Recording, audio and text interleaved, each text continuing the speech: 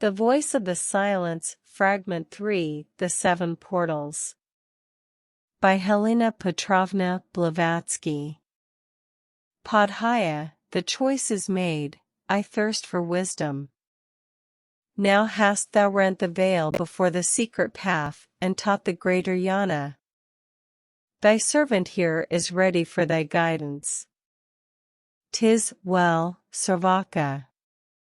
Prepare thyself, for thou wilt have to travel on alone. The teacher can but point the way. The path is one for all, the means to reach the goal must vary with the pilgrims.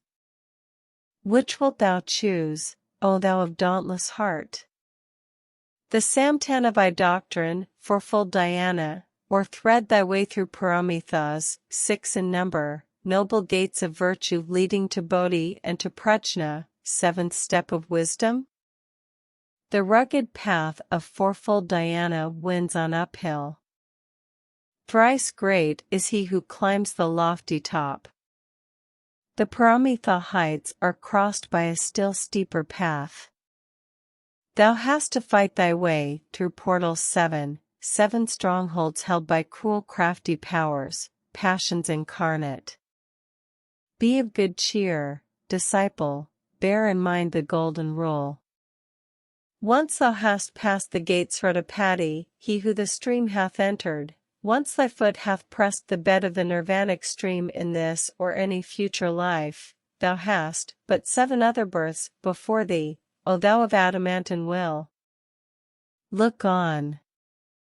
What seest thou before thine eye, O aspirant to godlike wisdom? The cloak of darkness is upon the deep of matter, within its folds I struggle. Beneath my gaze it deepens, Lord, it is dispelled beneath the waving of thy hand. A shadow moveth, creeping like the stretching serpent coils. It grows, swells out, and disappears in darkness. It is the shadow of thyself outside the path, cast on the darkness of thy sins. Yea, Lord, I see the path, its foot in mire, its summits lost in glorious light nirvanic.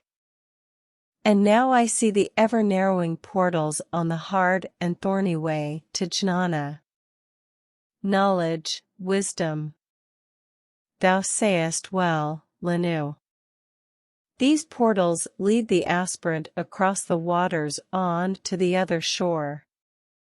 Each portal hath a golden key that openeth its gate, and these keys are 1. Dana, the key of charity and love immortal. 2. Shila, the key of harmony in word and act, the key that counterbalances the cause and the effect, and leaves no further room for karmic action. 3. Shanti, patience sweet, that naught can ruffle. 4. Borg, indifference to pleasure and to pain, illusion conquered, truth alone perceived. 5. Virya, the dauntless energy that fights its way to the supernal truth, out of the mire of lies terrestrial. 6. Dhyana, whose golden gate once opened leads the Nalger toward the realm of sad eternal and its ceaseless contemplation. A saint, an adept. 7. Prajna, the key to which makes of a man a god, creating him a bodhisattva, son of the jnanis. Such to the portals are the golden keys. Before thou canst approach the last, O weaver of thy freedom, thou hast to master these paramithas of perfection, the virtues transcendental 6 and 10 in number, along the weary path. 4. O disciple! Before thou wert made fit to meet thy teacher face to face, thy master light to light, what wert thou told?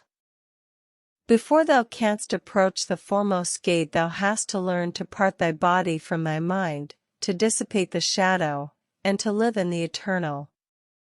For this, thou hast to live and breathe in all, as all that thou perceivest breathes in thee, to feel thyself abiding in all things in self. Thou shalt not let thy senses make a playground of thy mind. Thou shalt not separate thy being from being, and the rest, but merge the ocean in the drop within the ocean. So shalt thou be in full accord with all that lives, bear love to men as though they were thy brother pupils, disciples of one teacher, the sons of one sweet mother. Of teachers there are many, the master soul is one, Aleia, the universal soul. Liven that master as its ray in thee. Liven thy fellows as they live in it. Before thou standest on the threshold of the path, before thou crossest the foremost gate, thou hast to merge the two into the one and sacrifice the personal to self-impersonal, and thus destroy the path between the two, antikarana. Thou hast to be prepared to answer Dharma, the stern law, whose voice will ask thee at thy initial step. Hast thou complied with all the rules, O thou of lofty hopes? Hast thou attuned thy heart and mind to the great mind and heart of all mankind? For as the sacred river's roaring voice whereby all nature sounds are echoed back, so must the heart of him who in the stream would enter, thrill in response to every sigh and thought of all that lives and breathes. Disciples may be likened to the strings of the soul-echoing vina, mankind, unto its sounding board, the hand that sweeps it to the tuneful breath of the great world soul. The string that fails to answer 'neath the master's touch in dulcet harmony with all the others, breaks, and is cast away. So the collective minds of Lanisravakas. They have to be attuned to the Upadhyaya's mind, one with the Oversoul, or break away. Thus do the brothers of the shadow, the murderers of their souls, the dread Dadugpa clan. Hast thou attuned thy being to humanity's great pain, O candidate for light? Thou hast. Thou mayest enter. Yet, ere thou settest foot upon the dreary path of sorrow, 'tis well thou shouldst first learn the pitfalls on thy way. Armed with the key of charity, of love and tender mercy, thou art secure before the gate of Dana, the gate that standeth at the entrance of the path. Behold, O happy pilgrim! The portal that fasteth thee is high and wide, sings easy of access. The road that leads therethrough is straight and smooth and green. 'Tis like a sunny glade in the dark forest depths, a spot on earth mirrored from Amitabha's paradise.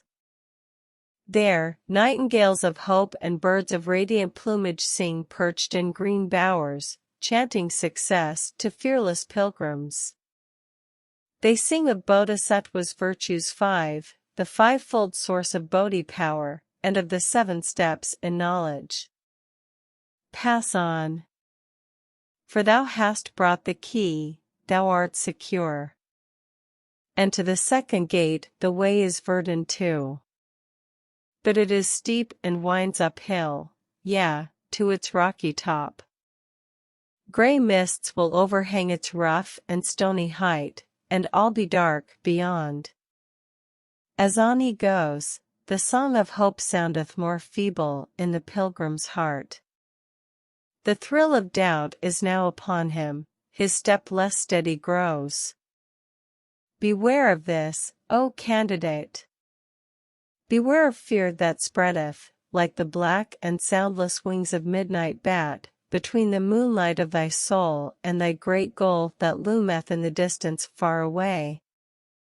Fear, O disciple, kills the will and stays all action. If lacking in the sila virtue, the pilgrim trips, and karmic pebbles bruise his feet along the rocky path. Be of sure foot, O candidate! In Shanti's essence bathe thy soul, for now thou dost approach the portal of that name, the gate of fortitude and patience. Shanti, patience, deed super the enumeration of the golden keys. Close not thine eyes, nor lose thy sight of Dorj. Mara's arrows ever smite the man who has not reached Viraga. Beware of trembling. Neath the breath of fear the key of Kshanti rusty grows, the rusty key refuseth to unlock. The more thou dost advance, the more thy feet pitfalls will meet. The path that leadeth on, is lighted by one fire, the light of daring, burning in the heart. The more one dares, the more he shall obtain. The more he fears, the more that light shall pale, and that alone can guide. For as the lingering sunbeam, that on the top of some tall mountain shines, is followed by black night when out it fades, so is heart light. When out it goes, a dark and threatening shade will fall from thine own heart upon the path, and root thy feet in terror to the spot. Beware, disciple, of that lethal shade. No light that shines from spirit can dispel the darkness of the nether soul, unless all selfish thought has fled therefrom, and that the pilgrim saith, I have renounced this passing frame, I have destroyed the cause, the shadows cast can, as effects, no longer be. For now the last great fight, the final war between the higher and the lower self, hath taken place. Behold, the very battlefield is now engulfed in the great war, and is no more. But once that thou hast passed the gate of Kshanti, step the third is taken. Thy body is thy slave. Now, for the fourth prepare, the portal of temptations, which do ensnare the inner man. Ere thou canst near that goal, before thine hand is lifted to upraise the fourth gate's latch, thou must have mustered all the mental changes in thyself and slain the army of the thought sensations that, subtle and insidious, creep unasked within the soul's bright shrine. If thou wouldst not be slain by them, then must thou harmless make thy own creations, the children of thy thoughts, unseen, impalpable, that swarm round humankind, the progeny and heirs to man and his terrestrial spoils. Thou hast to study the voidness of the seeming full, the fullness of the seeming void. O fearless aspirant, look deep within the well of thine own heart, and answer. Knowest thou of self the powers, O thou perceiver of external shadows? If thou dost not, then art thou lost. For, on path forth, the lightest breeze of passion or desire will stir the steady light upon the pure white walls of soul. The smallest wave of longing or regret for Maya's gifts elusive, along Antakarana, the path that lies between thy spirit and thyself, the highway of sensations, the rude arousers of Ahankara, a thought as fleeting as the lightning flash will make thee thy 3 prizes forfeit, the prizes thou hast won.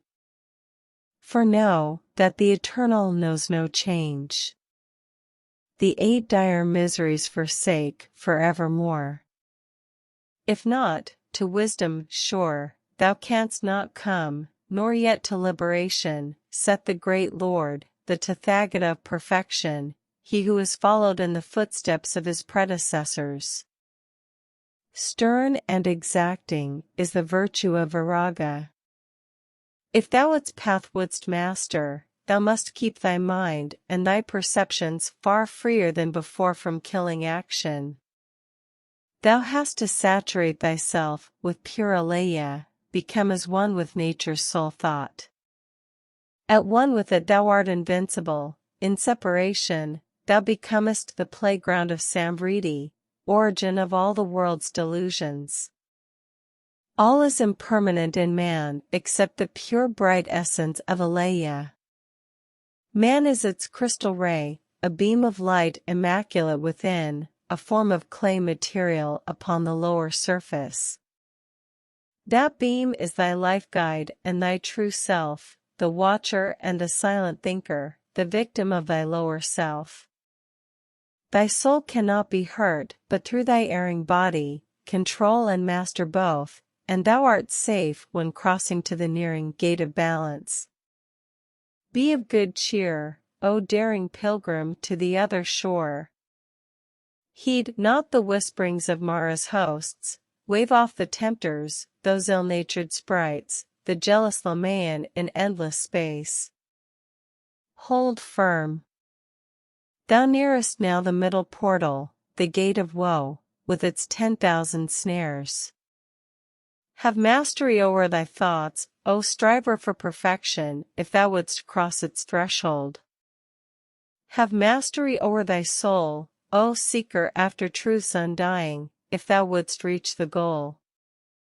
Thy soul gaze center on the one pure light, the light that is free from affection, and use thy golden key. The dreary task is done, thy labor well nigh o'er. The wide abyss that gaped to swallow thee is almost spanned. Thou hast now crossed the moat that circles round the gate of human passions. Thou hast now conquered Mara and his furious host. Thou hast removed pollution from thine heart and bled it from impure desire. But, O thou glorious combatant, thy task is not yet done. Build high, Lanu, the wall that shall hedge in the holy isle, the dam that will protect thy mind from pride and satisfaction at thoughts of the great feat achieved. The higher ego, or thinking self. A sense of pride would mar the work. Build it strong, lest the fierce rush of battling waves, that mount and beat its shore from out the great world Maya's ocean, swallow up the pilgrim and the isle, even when the victory's achieved. Thine isle is the deer, thy thoughts of the hounds that weary and pursue his progress to the stream of life. Woe to the deer that is o'ertaken by the barking fiends, before he reach the vale of refuge, Jnana Marga, path of pure knowledge named. Ere thou canst settle in Jnana Marga and call it thine, thy soul has to become as the ripe mango fruit, as soft and sweet as its bright golden pulp for others' woes, as hard as that fruit stone for thine own throes and sorrows, O conqueror of weal and woe. Make hard thy soul against the snares of self, deserve for it the name of diamond soul. For, as the diamond buried deep within the throbbing heart of earth can never mirror back the earthly lights, so are thy mind and soul, plunged in Jnana Marga, these must mirror not of Maya's realm elusive. When thou hast reached that state, the portals that thou hast to conquer on the path fling open wide their gates to let thee pass, and nature's strongest mights possess no power to stay thy course. Thou wilt be master of the sevenfold path, but not till then, O candidate for trial's passing speech. Till then, a task far harder still awaits thee, thou hast to feel thyself all thought, and yet exile all thoughts from out thy soul. Thou hast to reach that fixity of mind in which no breeze, however strong, can waft an earthly thought within. Thus purified, the shrine must of all action, sound, or earthly light be void, e'en as the butterfly, o'ertaken by the frost, falls lifeless at the threshold, so must all earthly thoughts fall dead before the fane. Behold it written. Ere the gold flame can burn with steady light, the lamp must stand well guarded in a spot free from all wind. Exposed to shifting breeze, the jet will flicker, and the quivering flame cast shades deceptive, dark and ever-changing, on the soul's white shrine. Bhagavad Gita. And then, O thou pursuer of the truth, thy mind-soul will become as a mad elephant that rages in the jungle. Mistaking forest trees for living foes, he perishes in his attempts to kill the ever-shifting shadows dancing on the wall of sunlit rocks. Beware, lest in the care of self thy soul should lose her foothold on the soil of Deva knowledge. Beware, lest in forgetting self, thy soul lose o'er its trembling mind control, and forfeit thus the due fruition of its conquests. Beware of change, for change is thy great foe. This change will fight thee off, and throw thee back, out of the path thou treadest, deep into viscous swamps of doubt. Prepare, and be forewarned in time. If thou hast tried and failed, O dauntless fighter, yet lose not courage, fight on and to the charge return again, and yet again. The fearless warrior, his precious lifeblood oozing from his wide and gaping wounds, will still attack the foe, drive him from out his stronghold, vanquish him, ere he himself expires. Act then, all ye who fail and suffer, act like him, and from the stronghold of your soul, chase all your foes away, ambition, anger, hatred, e'en to the shadow of desire, when even you have failed. Remember, thou that fightest for man's liberation, each failure is success, and each sincere attempt wins its reward in time. The holy germs that sprout and grow unseen in the disciple's soul, their stalks wax strong at each new trial, they bend like reeds but never break, nor can they e'er be lost. But when the hour has struck, they blossom forth. But if thou camest prepared, then have no fear. Henceforth thy way is clear right through the Virya gate, the fifth one of the 7 portals. Thou art now on the way that leadeth to the Dhyana haven, the 6th, the Bodhi portal. The Dhyana gate is like an alabaster vase, white and transparent, within there burns a steady golden fire, the flame of prajna that radiates from Tman. Thou art that vase. Thou hast estranged thyself from objects of the senses, travelled on the path of seeing, on the path of hearing, and standest in the light of knowledge. Thou hast now reached Titiksha state. O Naldur, thou art safe. No, conqueror of sins, once that a Sawani hath crossed the 7th path, all nature thrills with joyous awe and feels subdued.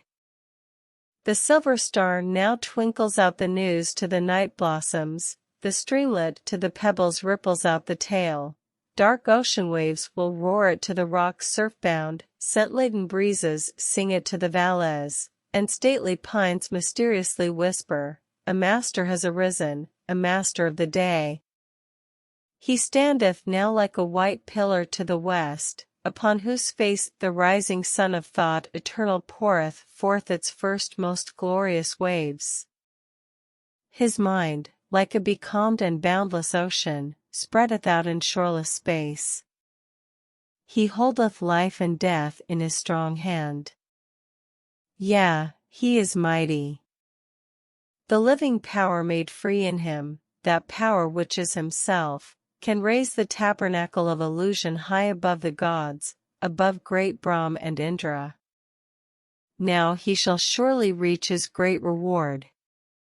Shall he not use the gifts which it confers for his own rest and bliss, his well-earned weal and glory, he, the subduer of the great delusion? Nay, O thou candidate for nature's hidden lore! If one would follow in the steps of holy Tathagata, those gifts and powers are not for self. Wouldst thou thus dam the waters born on Sumeru? Shalt thou divert the stream for thine own sake, or send it back to its prime source along the crests of cycles? If thou wouldst have that stream of hard-earned knowledge, of wisdom heaven-born, remain sweet running waters, thou shouldst not leave it to become a stagnant pond. No, if of Amitabha, the boundless age, thou wouldst become co-worker, then must thou shed the light acquired, like to the Bodhisattvas twain, upon the span of all 3 worlds. Know that the stream of superhuman knowledge and the Deva wisdom thou hast won, must, from thyself, the channel of Aleya, be poured forth into another bed. No, O Naldur, thou of the secret path, its pure fresh waters must be used to sweeter make the ocean's bitter waves, that mighty sea of sorrow formed of the tears of men. Alas! When once thou hast become like the fixed star in highest heaven, that bright celestial orb must shine from out the spatial depths for all, save for itself, give light to all, but take from none. Alas!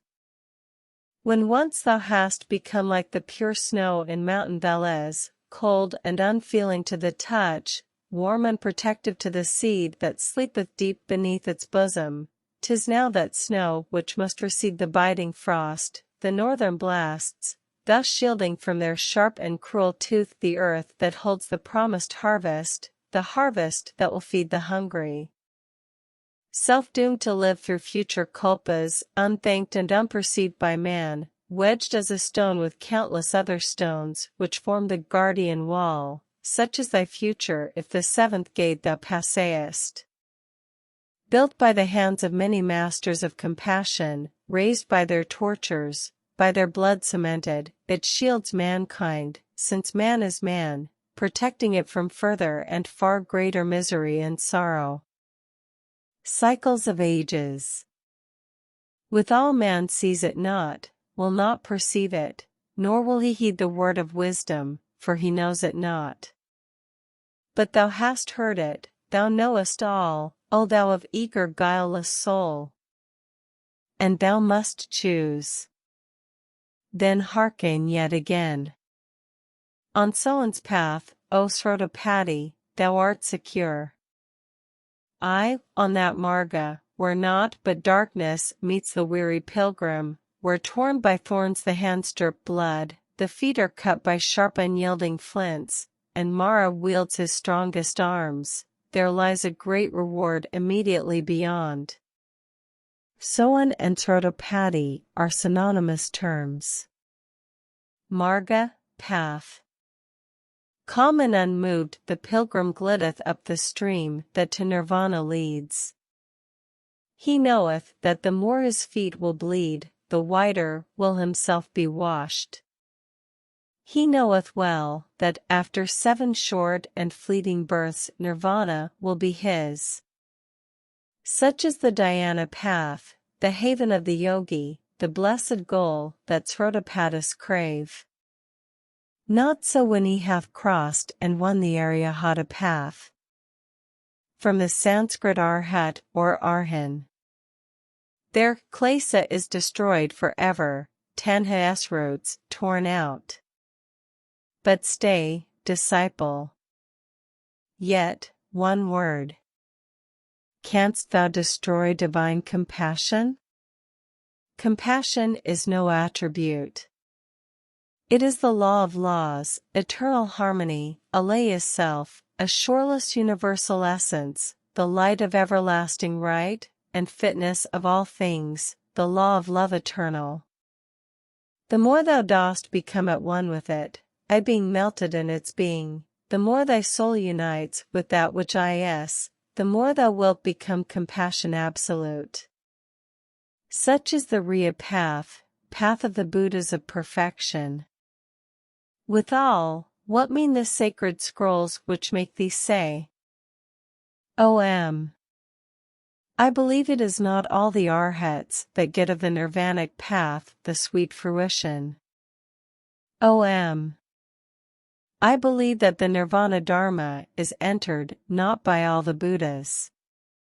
Thegpa Chen Poido, Mahayana Sutra, Invocations to the Buddhas of Confession, Part 1, 4.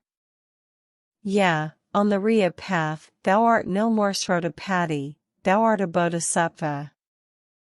The stream is crossed. 'Tis true thou hast a right to Dharmakaya vesture, but Sambhogakaya is greater than a Nirvani, and greater still is a Nirmanakaya, the Buddha of compassion. Now bend thy head and listen well, O Bodhisattva, compassion speaks and saith, can there be bliss when all that lives must suffer? Shalt thou be saved and hear the whole world cry? Now thou hast heard that which was said. Thou shalt attain the 7th step and cross the gate of final knowledge, but only to wed woe, If thou wouldst be Tathagata, follow upon thy predecessor's steps, remain unselfish till the endless end. Thou art enlightened, choose thy way. Behold the mellow light that floods the eastern sky. In signs of praise both heaven and earth unite. And from the fourfold manifested powers a chant of love ariseth, both from the flaming fire and flowing water, and from sweet-smelling earth and rushing wind. Hark! From the deep unfathomable vortex of that golden light in which the victor bathes, all nature's wordless voice in thousand tones ariseth to proclaim. Joy unto ye, O men of my Alba! A pilgrim hath returned back from the other shore. A new Arhan is born. Peace to all beings.